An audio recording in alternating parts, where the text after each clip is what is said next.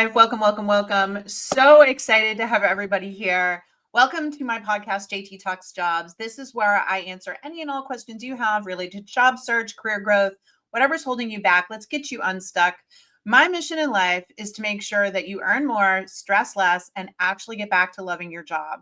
And to do that, I'm going to need to teach you the 3 vital components to success, which is having the right strategy, tools, and tactics.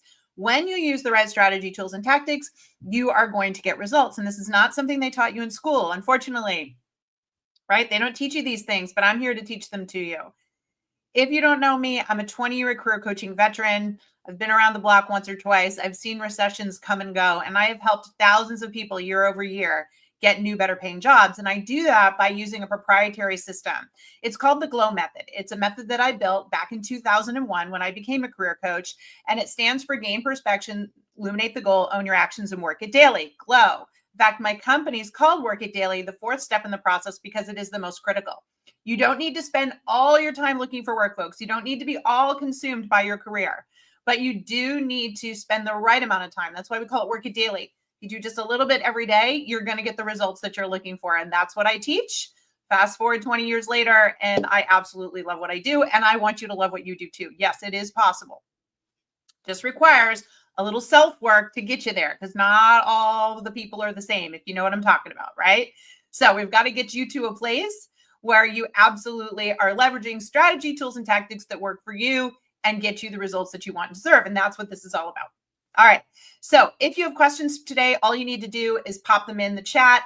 I am live on TikTok, LinkedIn, and YouTube. Yes, I'm live on all 3. I would love it if you followed me on all of them. I go live every Tuesday, Wednesday, and Thursday for this podcast to get you the answers that you need. And a time right now where millions of people are really stressing out about work, I feel like it's vital for me to be here and to support you in any and every way that I can. Okay, awesome. All right. So I will wait for the questions to come. Don't be shy. Pop them in the chat. While I'm waiting for those questions, I will obviously enjoy a little latte here. Oh, so good. But what are we working on? What are we trying to make happen in our career right now?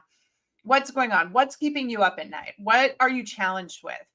These are the things that I work with every single day. And I'm going to let you know a little secret. People come to me every day and say, JT, my situation's more complex. My situation's really unique. It's different. And I believe you're unique, right? I think everyone is unique. We all have a different set of life experiences, goals, priorities, strengths. So we're all unique. But very rarely do I come across a situation that I've never come across before. The truth is, most people's career challenges fall into certain categories. And I have coached through all of those categories over the last 2 decades. So the good news is, yes, you are unique, and we're going to make sure that you have the right customized strategy, tools, and tactics to get the results you're looking for. But you are not so unique. You are not so special. You are not so different that you can't get the results. That is just simply untrue. And I welcome you to try to prove me wrong. I really do. But time and again, people say, just let me tell you my story, JT, and you're going to see how unique it is. And again, it's not unique in the sense that it can't be solved. Of course it can be solved. It can always be solved. It might be a little challenging, it might be a little complex, but most of the problems that I run into fall into some very similar categories. And that's good news for you, because it means we can get you the results you're looking for, right? Absolutely. Awesome. How not to feel intimidated by accomplished hiring manager. Awesome. Let's talk about this. Ooh, how do you not get intimidated by somebody super accomplished? I think everyone feels this at some point in their career. Maybe it's your manager, maybe it's a coworker. It's just this person that seems to just have it all together. They've figured it out. They know how to get results. They've got the accolades, and it's intimidating because you just feel like, what do they have that I don't? And I will tell you something. The truth is, if you were to spend time with that accomplished person and ask them how they got there, they will be the first to tell you about all the failures that they've had, all the insecurities that they deal with. And I guarantee you, if you went to them and asked them, is there somebody whose success really intimidates you? They're able to rattle it off without question. See, we're always intimidated by the people that have something that we feel eludes us. Like, how did they get there and we didn't? The easiest way to get rid of that intimidation is to connect with that person about that. Is to say, I really respect and admire where you've gotten. Tell me how you got there. Tell me about the struggles that you've had. Help me see that I am someone that, like you, can overcome this. When you go and ask them to talk about it and get to know them, you're going to see that, as they say, they put their pants on one leg at a time, just like you. They're a normal human being. They just might have spent some time learning some things, having some setbacks that have enabled them to get to that next level. And I'm telling you, really great people want to tell you how to solve for that. They want to share with you their own trials and tribulations to save you from that. So whenever you're intimidated by someone, especially if it's a manager or a coworker, ask them for coffee. Say to them, I'm going to be a bit vulnerable. You intimidate me. I'm really impressed. Tell me what it took to get there. Tell me how I can get there too. These individuals will gladly support you, especially when you reach out and share that. Okay. So stop the intimidation by having the conversation. And I guarantee you will be shocked at how real they are, how accessible they are, and some of the really great tips that they can give you to avoid mistakes or overcome challenges that maybe you weren't aware of. Look, folks, we all pay what we call an ignorance tax, or what some people refer to as the dumb tax. We all pay it. And that is, there are things we don't know that if we knew them, our situation would get better. Our situation would get easier. We would move forward, right? And so that's just simply learning. We all need to be lifelong learners. To get what we want in life, we have to keep on learning. So the way you learn is to ask, right? To seek the knowledge, to seek the information, and to do that with people that have the results that you aspire to, because they'll give it to you. The right people will share it. And then you will pay down that ignorance tax. You will pay down that dumb tax. You will close your gaps in knowledge. You will get the results that you're looking for. That's what we're talking about here, right? But the only way you're going to get that is if you ask. So just ask. Just ask. Awesome. Wonderful. I received an offer to move internally. Can I negotiate the offer even though the offer is internal? Ooh, I love this question. All right. So what do you do when you get an internal offer at your company and you want to negotiate for more pay? Folks, anytime you want to negotiate for more pay, there are a few things that we need to take into consideration in any situation. First of all, when you started interviewing for this, was it ever discussed what the salary max would be? Some companies are very upfront because they don't even want you to interview if you can't tell them that, yes, you can commit to the salary that's being offered, right? So if there was a salary max in there, then we have to work within that. If no salary max was given and you were given an offer, then it's open to have a discussion because you weren't given any parameters. So we set that up. Now, what I always have every single client do right now is put together a job matching matrix so that they can provide the evidence, the proof that they completely meet the requirements for this job and in many cases exceed it. And even in an internal situation, I would want you to put this together because you're going to go back and ask for a higher number. And so the one thing that I think freaks people out is the fact that you're going to have to come up with a number to ask. You don't just go back and say, can I have more money? You want to go in with your job matching matrix and say, I'm very excited about this opportunity. That's why I know this is a hard conversation to have, but honestly, I was hoping to make X. You got to know your value and you've got to be calm and say, I put together a job matching matrix, which gives you the evidence of why I'm truly a fit for this job and how I know that if you can pay me X, I will make sure that I provide the right return on investment. The term is called ROI, return on investment. You want to use these terms because the reality is they can't just give you more money because they like you. They have to give you more money, or they can give you more money when you can justify it, if they can afford it. So you're giving them the reasons to justify it and then leaving it in their court to decide whether or not they can give you that money. Now, they're going to come back and either go, yes, we can give you more money, or no, we can't give you that money right now, but we can work on a plan of getting you that more money. And then you can have a conversation with them about what that will take. Or maybe they're going to be honest and say, nope, this is what it pays. No matter what, you're going to know. And then it's up to you to decide whether or not you want to take the job. So folks, salary negotiation is a very calm process. It's a very systematic process. And it involves some structure where you provide the evidence and you ask for a specific number. If you don't have those things, then to be perfectly honest, you don't look like a legit negotiator. You don't look like you really believe in yourself. That's why this technique works so well, because you're coming across as somebody that knows their worth and is proving it. If you do that, you should be just fine. Do you have a blueprint on how to make a job matching matrix? I do, and you can go get it if you grab a 7-day free trial at Work It Daily. Folks, I do not make my job matching matrix public. It is a proprietary tool that we teach at Work It Daily. We teach you with a video tutorial, with examples of the matrix and the matrix tool, because I want you to get it right. It is not something that I'm just going to put out there. I'm happy to explain it to all of you here on these lives, but I take my career coaching tools very, very seriously. My team and I make sure that the tools literally are the latest and are what's working. When you're placing and helping people get jobs, thousands of people year over year, you are constantly reevaluating your tools and making sure they're the latest and greatest. Go ask yourself, where else have you heard about a job matching matrix? No place else, because we are the ones that built it and are teaching it. And that is why it's proprietary. I want to protect that and make sure that it's taught correctly. So if you want to learn it, grab a 7-day free trial, right? No risk to you. You sign up on the spot and you've got 7 days to get in there and learn and understand our entire process, including the job matching matrix. That is the way I feel most comfortable that you will actually get that information. Awesome.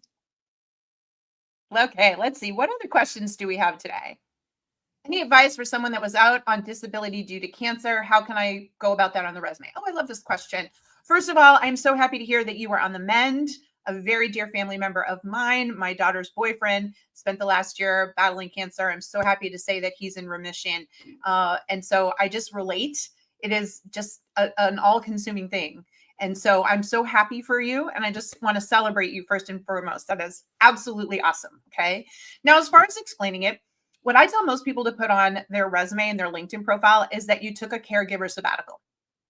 A caregiver sabbatical is you were out because somebody in your family needed care. It just happened to be you.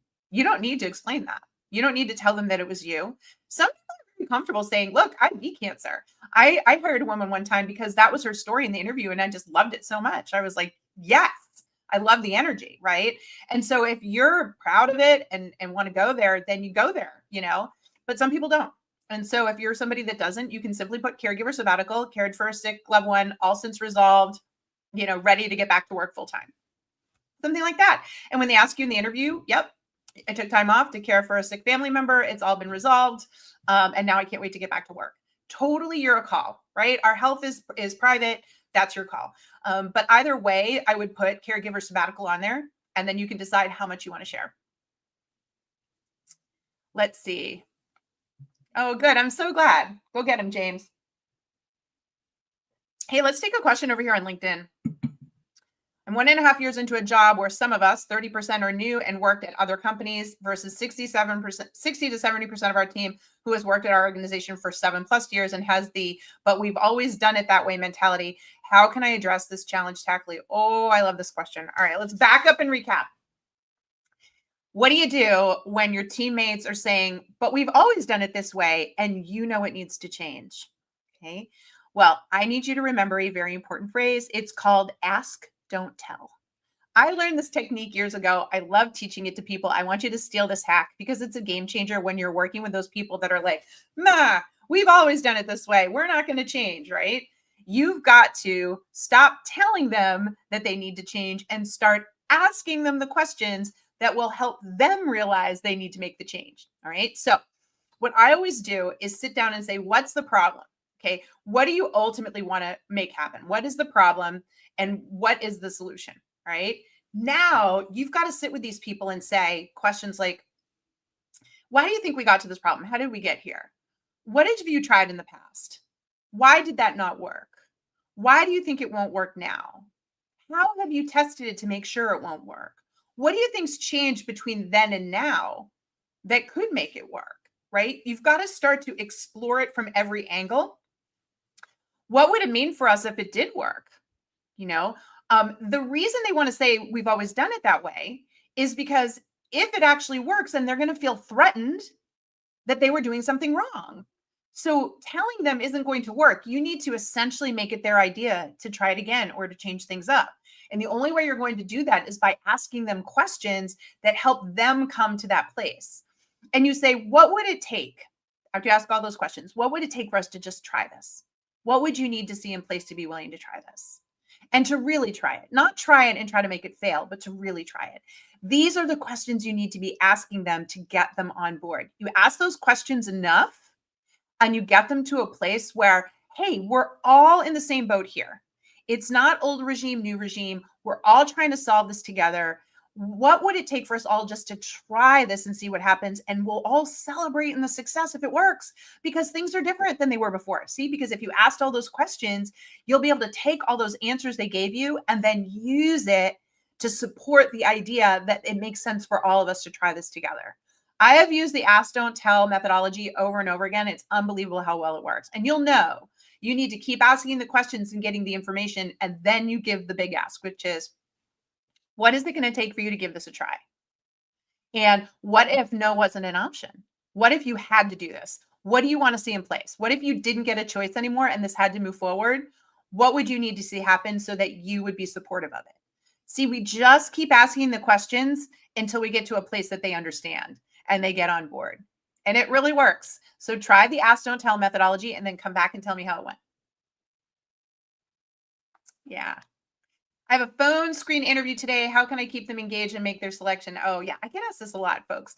Okay, so you have a phone screen. You're all excited about it. You want to make sure you move to the next round. Well, I need you to understand what's happening in this. This is what most people fail to study, and it really makes a difference. In a phone screen, I'm trying to very quickly, in a short amount of time, assess and understand 3 things about you. First of all, your personality. What's your communication style like? Are you somebody that's going to be able to integrate into the team? Are you communicating in a way that will do well in the organization? Okay. Second thing is your aptitude. How do you approach things? Do you approach problems and challenges the way we approach them so there would be some synergy in that, right? And then your actual experience. Have you done the things we need you to do? So in these phone screens, we're going to ask you some behavioral questions, as well as now you're going to start to get asked a lot more skills-based questions or evidence-based questions. So in this time, we're going to ask you questions around, tell me about a time when you did this, tell me how you've done this. And we're listening. We're listening to how you explain it. What's your communication style? What is your personality? How's that coming through? Can you do this our way, right? Do you have the experience? So these are more open-ended questions. Your goal on these phone screens is try to get right down the middle in terms of your answers. So what I mean by that is too little information, you're going to seem shy or that you don't have the experience. Too much information where you dominate the conversation and you're sort of all over the place makes you look narcissistic or desperate. The secret to doing really well on phone screens is to follow the experience plus learn equals grow model. It's the model I've taught for 2 decades. And the reason it really works is because it gives every answer a beginning, a middle, and an end. Okay. So the beginning is, here's the experience that I had, right? Here's the evidence. Like, bring it from my past so that you know that I'm not making this up. Okay. Here's what I learned from that experience. Okay. Here's the nugget that I took away. Here's the value that I now have as a result of that experience, right? Because they're paying you for the value, the benefit of that experience. And then here's what I want to do with that experience next, the grow. Here's how I'm going to use that value for you, the employer, AKA my customer, because I'm a business selling my services to you, right? So when you understand and adapt this model, experience plus learn equals grow, it's unbelievable how natural you sound, but also how on point you sound. Now, if you want to learn step-by-step how to do experience plus learn equals grow, it's what we teach in our interview prep course at Work It Daily. So I actually took all 18 of the most common questions you get asked in phone screens and job interviews, and I explain exactly what they're looking for and how to answer it using the experience plus learn equals grow framework. And you can get immediate access to that if you head over to Work It Daily, grab a 7-day free trial of our membership plan so you can get in there and you can take a look at that. But it really is important in this phone screen to understand they're assessing you on personality, aptitude, and experience, and they're doing that with those questions. So yeah, you've got to get it right. You've got to give the right amount of information. Too little, too much aren't going to work. You got to get it right down the center. Okay. And that's why I tell people, do not sleep on interview prep. Right? I actually go live every week inside Work It Daily, 5 times a week, right? I do 5 different live sessions a week. Thursdays, I do the interview session, and we spend a whole session doing nothing but talking about interview prep. That's how important it is, because I want all my members of Work It Daily to be on fire for those interviews that they're going to land with our strategy, tools, and tactics, right? I need you on the ready. That's where you break away from the pack, folks.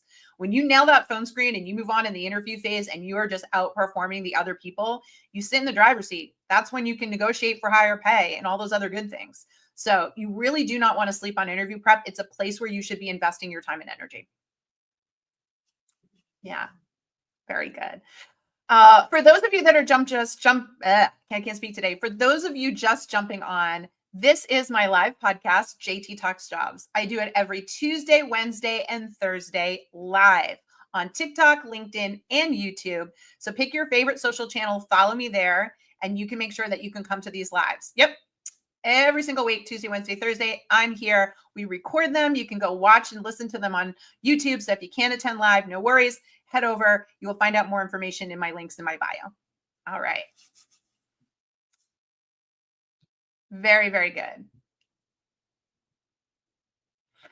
I'm signed up to work with your team, but I'm sure how to have a conversation with someone on your team about how to get my LinkedIn profile unstuck so I can edit it. All right, great. So let's talk about this. Lisa, first of all, welcome to Work It Daily. We're glad to have you there. Secondly, it depends on what membership you have. So you need to log into Work It Daily, and on the left-hand side where all the courses are, where the calendar for all the live events that you can go to are, you will also see if you've purchased a membership with coaching, it will say how to work with your coach. So we offer coaching one-on-one private with our premium and our elite membership. So if you have the premium membership, all you have to do is click on the coaching, and they have instructions on how to submit your LinkedIn profile. Now you'll submit your LinkedIn profile to our coach. Our coach will review it, will record a video, and tell you exactly what to fix. Then you will be able to go use our tutorial and the coaching advice they gave you, fix the whole thing, send it to them again, because you get to work with our coaches on an unlimited basis and work back and forth with them till you both agree that you've got a LinkedIn that's chef's kiss. We will then do that with your resume, your cover letter, your interview answers, anything else that you're working on. When you have an unlimited membership, the premium or the elite with us, you have access to those coaches, and you'll always be able to see it over on that left-hand side of the platform. Okay. Good luck, my friend. Can't wait to help you with that. Let's see. Yeah. Can I have a recording of this sent to my email? Barbara, I don't have a way to send it to your email. What you need to do is follow me on LinkedIn or go over to YouTube, follow me there, and you can access it at any time. Anytime, folks. All of these podcasts are recorded. You will find them on YouTube and on LinkedIn. Here on TikTok too, but they don't last on TikTok. So for my TikTokers, if you want to go back and watch all the recordings, they're on YouTube. Follow me there or on LinkedIn. Unemployed for 7 months, in my 50s. My possible roles are few and far between and competitive. Okay. Yeah, let's talk about this, folks. If you are somebody who is more seasoned in your work, 50s, and you've been unemployed for a while, we're going to have to put together a different set of strategies, tools, and tactics for you in order to get employed. So I'm going to give it to you straight. I'm going to tell everyone out there that's been unemployed for longer than 6 months the things that you need to hear right now. Remember, I'm ripping the Band-Aid off, but I'm doing this because I know how to get you hired. Okay. So let's just talk real talk right now.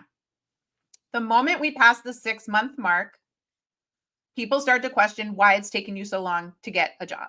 I'm just going to be brutally honest, folks. Okay.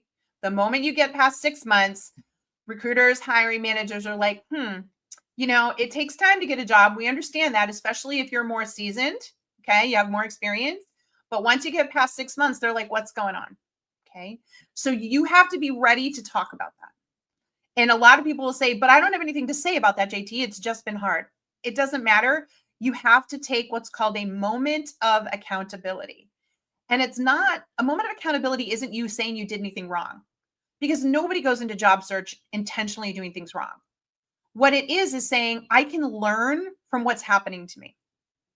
So for example, if somebody said, gee, you've been out of work for 7 months, you don't make excuses. And I'm not saying that you would. You do lead with a moment of accountability. And you say, if you had told me 7 months ago that I would still be looking for a job, I wouldn't have believed you either. I have all this experience in my space, but what I found is that the jobs available over these last 7 months are far fewer than I've seen. And I've since learned that there's a really big white-collar job recession going on and that it's highly competitive. And so looking back, I would have been more aggressive with my job search in terms of back channeling, right? I've been applying online. I've been using the very normal ways that I've always looked for a job.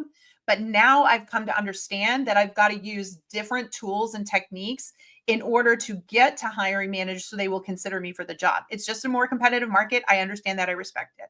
But I'll tell you something. I can't wait to get back to work because I don't like being out of work for 7 months. And the sooner I can get this chapter behind me, the better. And that's why I'm so glad to be chatting with you today, right? There's an honesty that just has to come out there.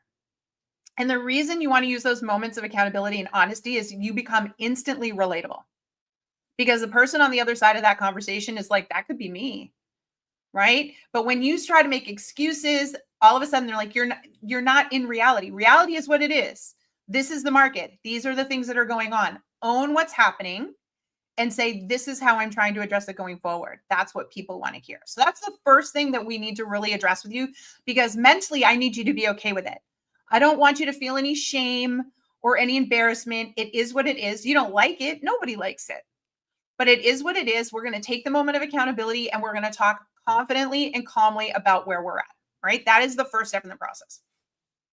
Second step is, I'm going to be honest, applying online already doesn't work for most of us anyways, but is really not going to work for you, because you are losing out to anybody that currently has a job or has only been unemployed for a couple of months. So you're going to have to radically shift gears and focus on a targeted back channeling strategy. You need to know exactly what companies would hire for your skill sets, and you need to start talking to the people in the departments, not HR, not recruiting. Okay, those are gatekeepers. You don't go there, not in this market and not when you've been unemployed 7 months. You go to the people that work in the department and you start conversations with them so that they can see you really understand your craft and that you're really passionate about it. Now, the way you do that is with a set of tools like a disruptive cover letter and a job matching matrix. These are two of our biggest tools that we teach over at Work It Daily, and they help you tell your story and show how you match the job. Not a resume, because what does a resume do? Point out that you're not currently employed and that you've been unemployed for 7 months. Not even a LinkedIn profile, okay? A job matching matrix and a disruptive cover letter are the two tools that work for someone like you, so that you're leading with your connection story. You're leading with the fact that, hey, I really get you and I'd love to have an interesting conversation with you. This is how they're like, oh, this person could do that job. And then when they ask you why you've been out of work 7 months, you tell them what I just shared with you.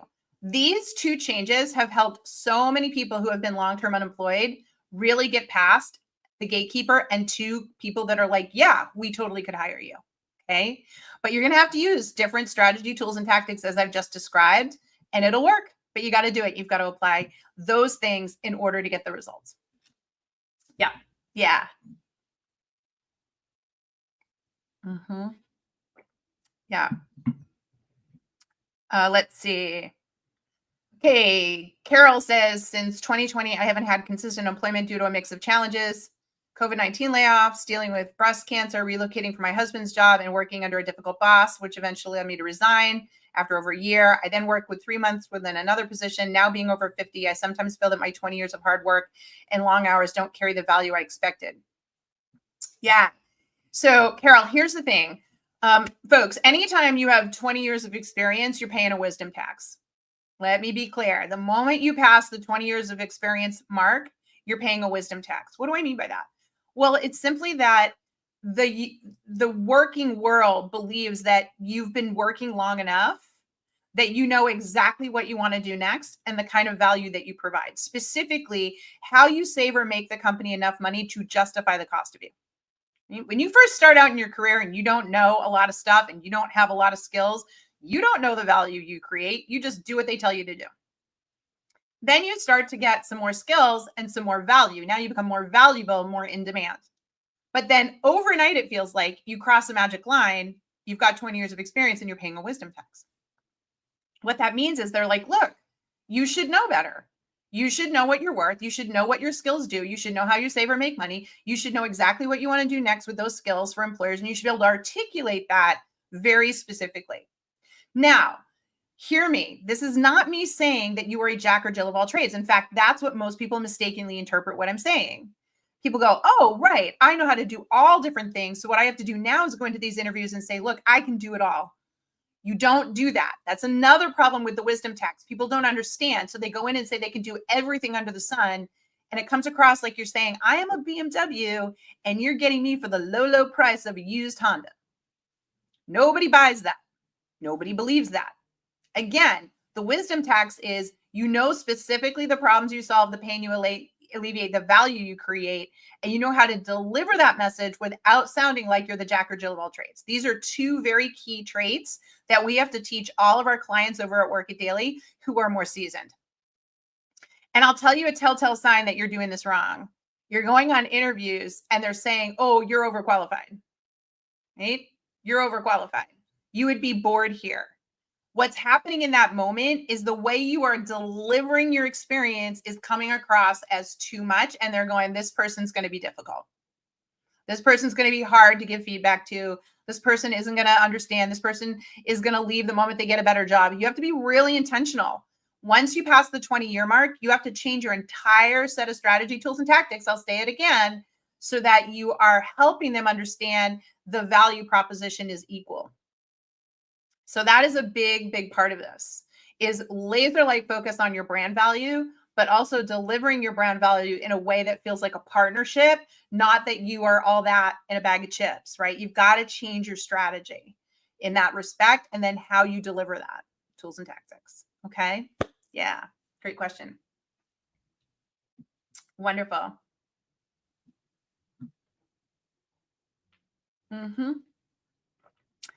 I passed 2 stages of an interview. In the end, the company appointed a cheaper candidate. Yeah, let's be really clear right now, folks. It's a commodity market in employment. What do I mean by that? Well, if you understand commodities, they all come down to price, supply and demand, value. Right now, we have a massive amount of people in the marketplace that we're making higher wages. There are far fewer jobs, and there are plenty of people that will take that at a lesser price. That's the truth. That is the current employment market. So you are seeing across the board companies lowering salary bands. And by the way, this isn't a one-time thing. This happens historically, time over time over time, where companies go, wow, there's a lot more talent available to me, which means I can get talent at a cheaper price point, which means I can save money. And so they do. So they lower the salary band, the cost that they will pay for someone. And there's plenty of people. And people are always shocked by this because they think, wait, I'm going to go up in my salary for my whole life. But we all learn the hard way. It doesn't work that way. Supply and demand. The market expands, the market contracts. Let's take a look at this. Coming out of the pandemic, companies were on a hiring frenzy. They were throwing money at people to take a job. You'd have like one interview and you'd get a job making 20% more. Everyone talked about this. Okay. But now it's swung back the other way. All those companies have been laying off nonstop all through 2023 and 2024, right? And we have a lot more people sitting there looking for those higher paying jobs and not being able to get them because the market is flooded with talent. Now, this will not last forever.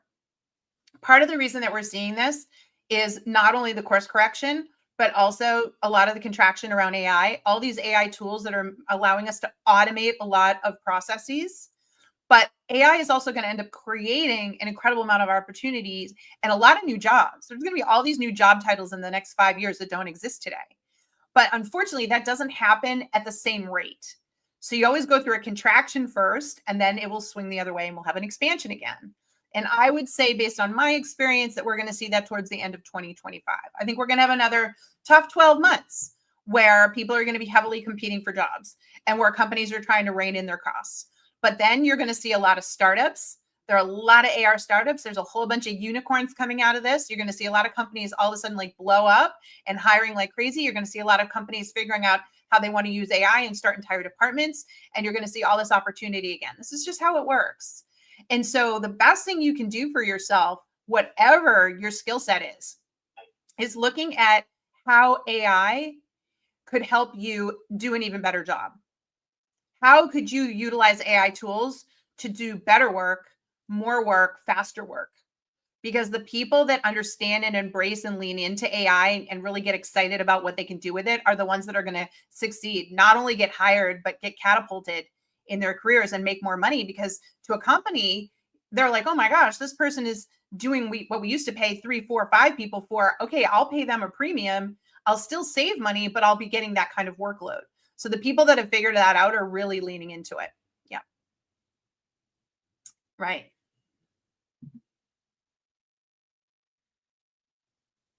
All right, I'm going to stop there really quick. How are you all liking JT Talks Job, the podcast? I go live every Tuesday, Wednesday, Thursday on LinkedIn, on YouTube, and on TikTok. Follow me on those pages. You'll get notifications and reminders of when I'm going live.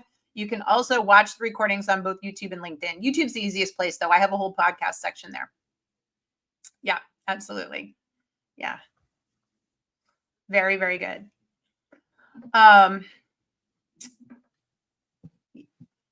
Okay, I want to hit on this because I see this comment a lot, and I think there's so much to unpack about it. Can't expect somebody to overperform and continue paying them a livable wage. We need to talk about livable wages because I am with you 100%. And I want to tell you where I really believe that this is going. So, years ago, I was working for a temporary staffing company, and I was sitting with, we had been acquired, and the head of the entire US operations was from Europe. The company that bought us was from Europe. They came over and they put a group of us executives in a room, and he unveiled this vision. And he said, let me just explain. Hold on, things ringing here. So he comes back and he explains this vision and he says, look, we've done the research. He's like, in the next 30 years or so, we're going to be a total gig economy, right? Now, this is back in 1997. He says this, okay? He's like, we are going to move to a gig economy. Every job will be temporary, and everybody is going to essentially be working for themselves because jobs will change so quickly. Everything's going to change so quickly. You're just going to see the rate of change, right? Fast forward to today and look at our gig economy and what it's done, right? We have all of these gig jobs. Everyone's doing fractional work. AI is disrupting the marketplace. Things are changing. So when we talk about a livable wage, that whole thing gets really cloudy because livable wage will be what you want to live on, and creating that livable wage won't necessarily anymore come from one primary employer. Every job is temporary. For us to sit and rely on the false security of employers is just crazy because it doesn't work. So now we have to step back and say, what is a livable wage for me? What do I need? How do I make that happen for myself? And how do I do that as efficiently as possible without having to work ridiculous hours, right? It's a work smarter, not harder game that we all are going to have to figure out now. Everyone's going to have to start to look at this strategically. So when you stop expecting one employer and that old model of an employer offering a livable wage, we have to like remove that mindset, in my opinion, and instead start with, what does it look like to me? What value do I want to create? And how do I want to do that in the least amount of hours possible? And then how do I want to keep building that? It's a much more strategic career game than ever before. Years ago, our parents went to work for a place, spent 30, 40 years there, retired, got a pension and a gold watch. That's been gone forever. But even with that gone, I don't think people really understood that we were coming into an economy or an era where we were all businesses of one. We are all in business for ourselves, folks. And so we've got to build a strategy to reflect that, because this idea of just getting the livable wage at an employer, it's not going to be like that. Companies aren't going to offer you long-term employment anymore. Their business models are changing every 4 months. So you can have a job and then very quickly that job be obsolete in any profession. That's where it's headed. And at first you hear that reality and you think it's so scary because there's a sense of false security in full-time employment. But when you like rip that notion out of your head and you say, no, I'm going to play this totally different way. I'm going to define value and I'm going to put this together and build this for myself. When you get off the hamster wheel and you start to get really wise to this and you start to build the business of one strategy, especially the one that we teach at Work It Daily, you take back your power and you learn how to negotiate with employers and use them as a stepping stone to a better opportunity, and continue to build your business of one and get it to a place where it's where you want it. Okay. No more of this. The employee's up here, you're down, right? The employer's up here in all the control. You're down here with a set of golden handcuffs at the mercy of the employer. Let's do away with that. I don't want that. I don't want that for any of you. I want all of you to go, from this point forward, it's a partnership. But I've got to know how to partner better. I've got to know how to bring my worth to the table. I need to know how to negotiate that, impress them, get them wanting it. And then I need to know how to keep building that and owning it and controlling it. That is the future. Otherwise, we're at the mercy of whatever's available for the employment. And for some people, that's okay, right? Because there's a job, there's a career, and there's a calling.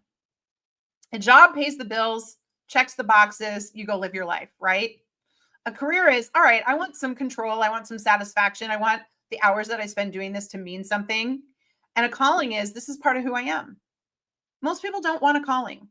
The reason most people struggle is because they want a career, right? And that work-life balance thing that we hear, that tug all the time, it's where most people sit.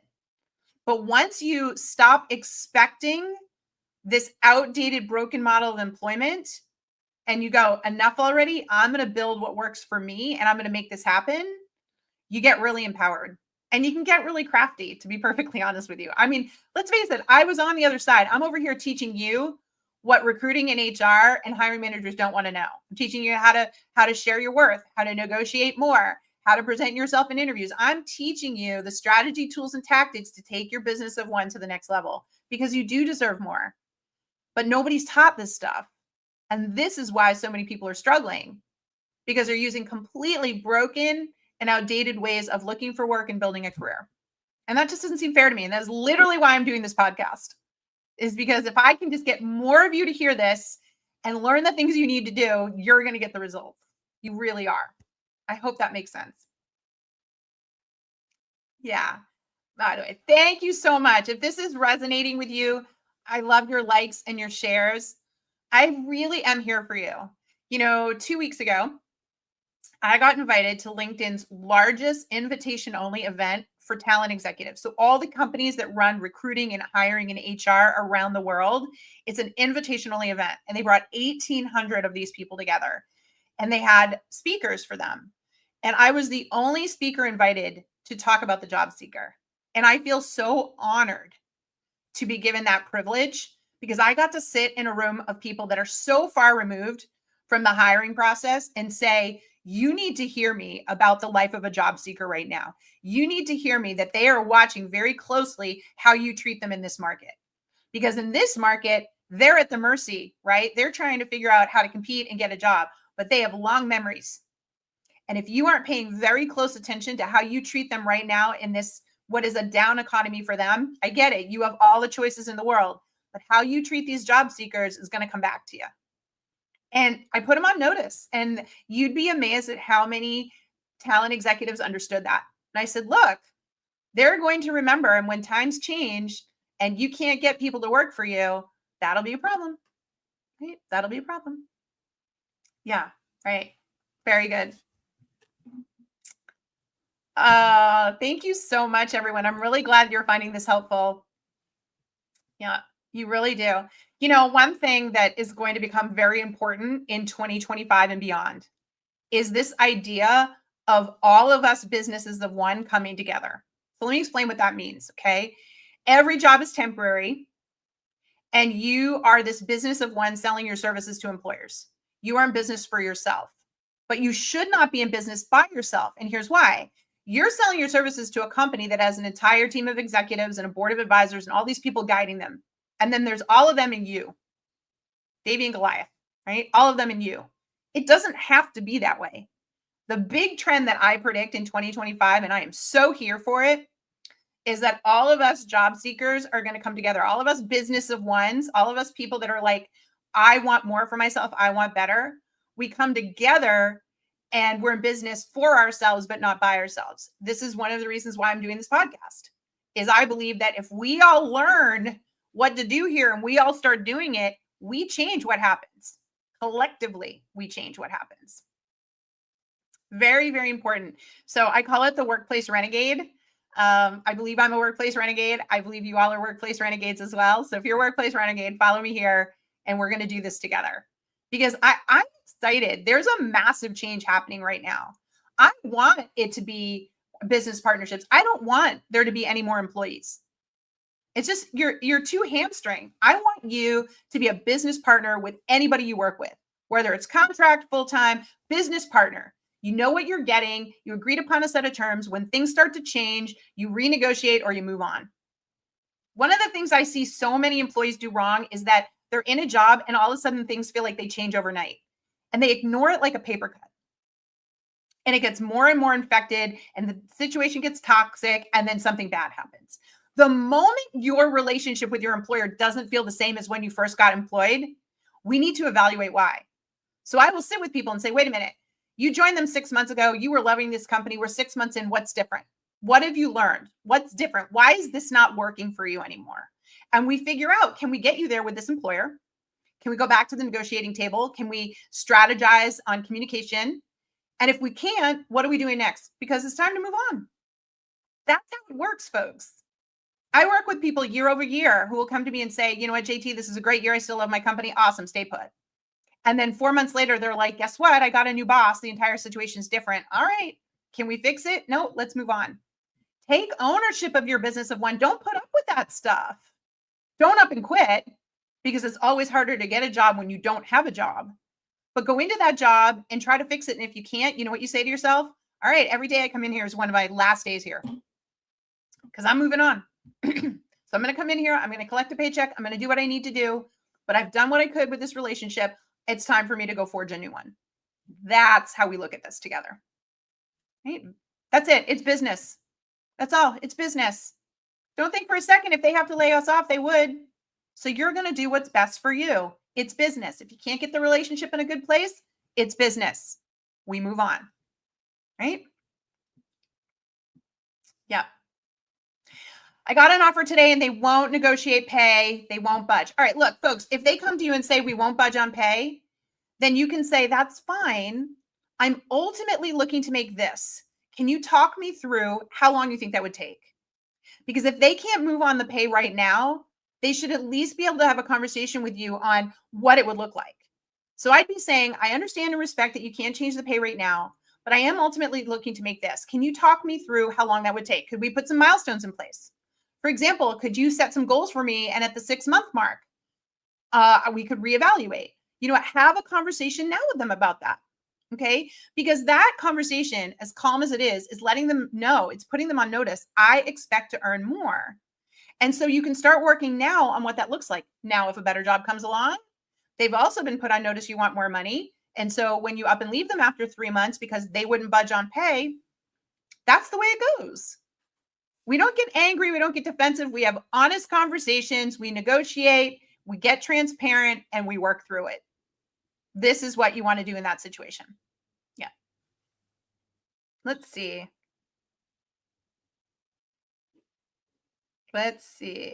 Oh, I love this. I'm 55. Aside from keeping my resume to 10 years, how can I combat ageism? All right. We're getting into the ageism conversation today because I'm 56 and I get it. I have so many people that come to me and they'll say things like, JT, I look really good for my age. I'm sure that I'm getting experience discrimination. I'm going into these interviews. I have so much more experience than everyone else. And it's got to be my age. Folks, I'm not going to say that there is no such thing as age discrimination. I'm not. There are employers out there that literally say, I don't want to hire older workers, and it's illegal. Okay. They're very difficult to catch, but more importantly, they're a lot fewer than you think. The reality is you are dealing with experience discrimination. I can't change your age, so I'm not going to call it that. Experience discrimination is when you present yourself in a way that makes you look too experienced and too rigid and too set in your ways. This goes back to my earlier conversation today about a wisdom tax. When we have a certain level of experience, we have to shift how we present ourselves. We have to ask more than we tell. We have to be specific about the value we create. We have to make sure they know that they have as much to offer us as we have to offer them. It is a different situation. But time and again, I will work with amazing people in their 50s who say, oh, JT, it's age discrimination. I went into an interview and they told me I was overqualified. And reality is that manager was just 10 years younger than me and intimidated. No, they weren't. No, they weren't. They were like, wow, this person's overkill. This person's not going to gel with our team. They're up and down and sideways and talking about everything they know. They're going to be a bull in a china shop. This is not going to be fun. Because I work with people every day in their 40s, 50s, 60s who come in and learn how to change their approach and get hired. Okay. So I say that to you because if you're going to believe that ageism is going to hold you back, then guess what? It's going to hold you back.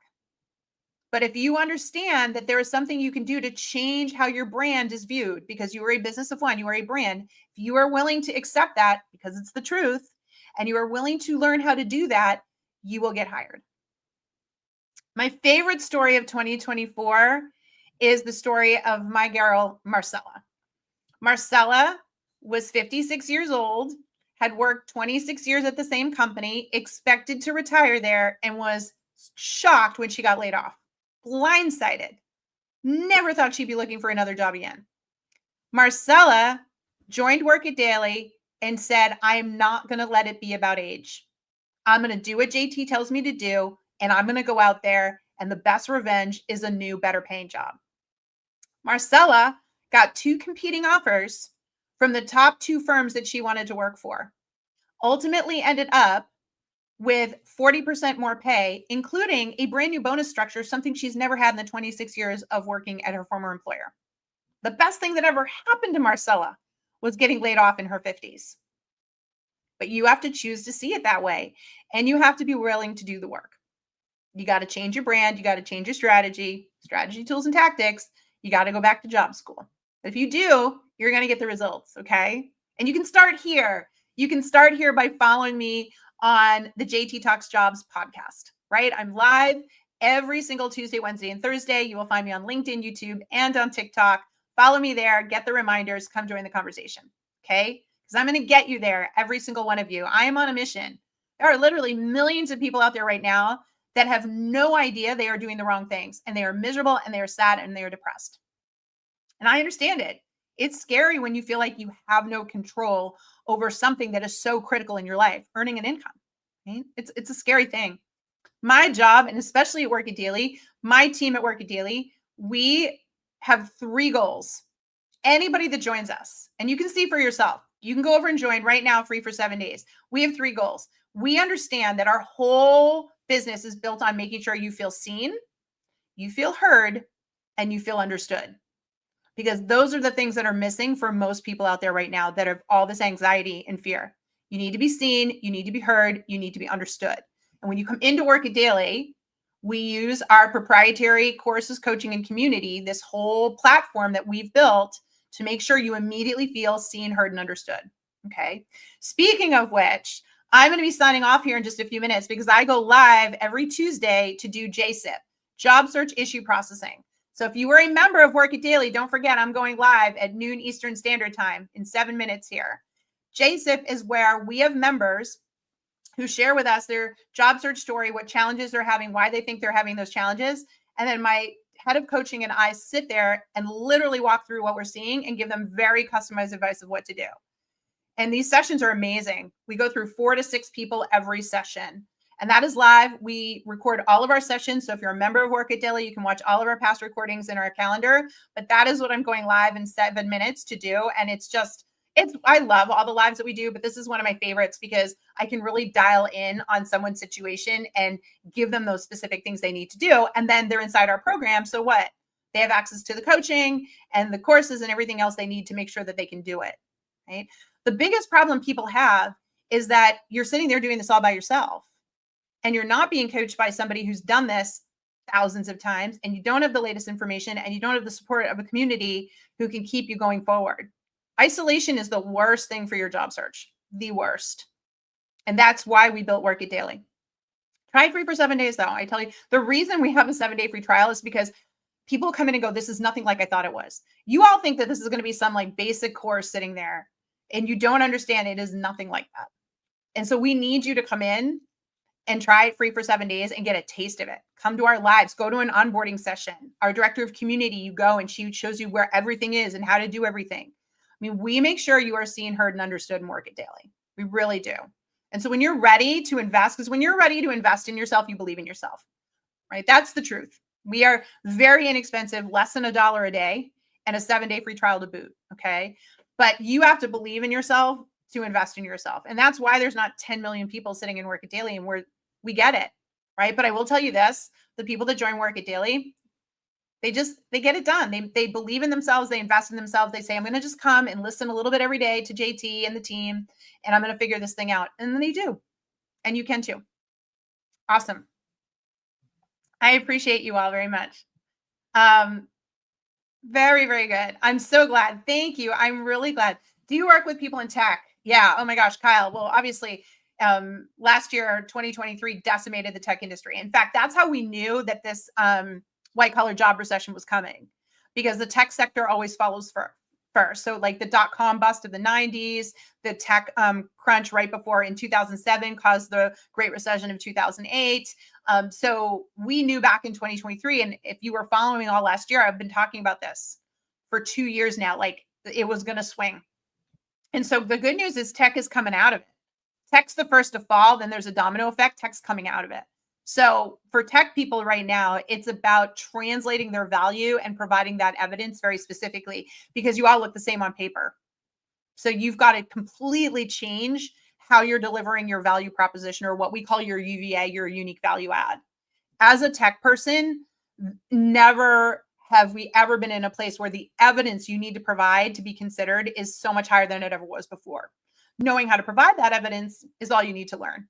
But once you do that, it's a lot easier for you to get in front of the right people. Yeah. Yes. Yeah. I know. If I had a dime every time somebody says I'm sick of job search, and I'll tell you something, stop job searching, folks. Job searching is like defeatist. It's like going to the used car lot and being told, find a car and you're going to have it for like the next 20 years. Who's excited about that? Okay. You need to go job shopping. Most people are miserable in job search because they're doing it wrong. You're doing things that are broken. I mean, let me give you an example. If you're applying online, there's a 97 to 99% failure rate. Only 1 to 3% of people that apply online actually make it through and get a phone call to interview. So every time you apply online, there's a 97 to 99% failure rate. What activity do we do voluntarily over and over again with that level of failure rate?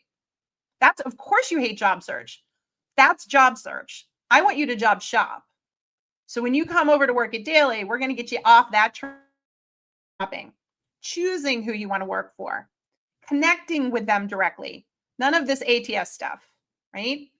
Telling them the things and showing them the things, the evidence that's going to get you considered for the job. That's what you need to do in this environment, is shift from job seeker, job search to job shop. Job shopping is a lot more fun. Just ask my members.